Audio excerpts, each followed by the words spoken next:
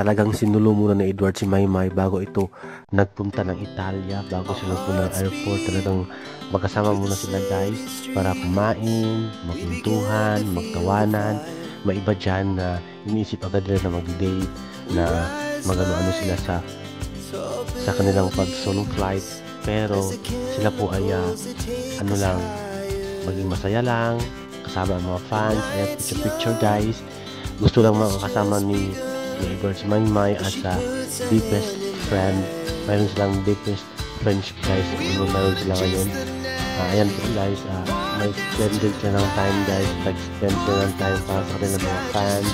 Picture, tawanan, picturean. Ayan po guys. At syempre, ito po ay itong picture ito ay doon sa loob ng airplane. Nakatabi sila. Yung po nga babae, hindi po yung babae, parang transgender po yun. Parang siya po ang tagapangalaga ng Maymay at siya po ay nagtuwa sa Maymay. Ayan po, siya po ang nag-picture dito, siya po ang nag-take ng picture ito guys. Ayan, kumakainin sila. Nasulo ni Edward si Maymay, kumakain ng pasta, pizza. Ito ba, doon na po sa Italia guys. Dumating na po sila sa Italia guys. Ayan, ang sarap ng kinakain guys. Pizza, talagang pinapakain ni Edward si Maymay. Pero at the same time, ito si Maymay ang nagayag ng ayaw ng tumaba. Yung simple lang, yung sakto lang yung tumaba.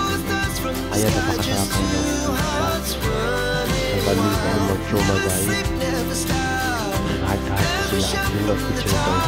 Dahil nilap na ng pinipilit sa mga at yung sarili ko ng picture.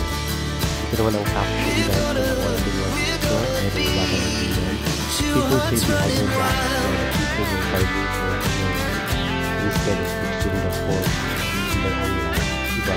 Palagi mo tandaan that take those things and then see. Thank you so much for watching Mayward Update.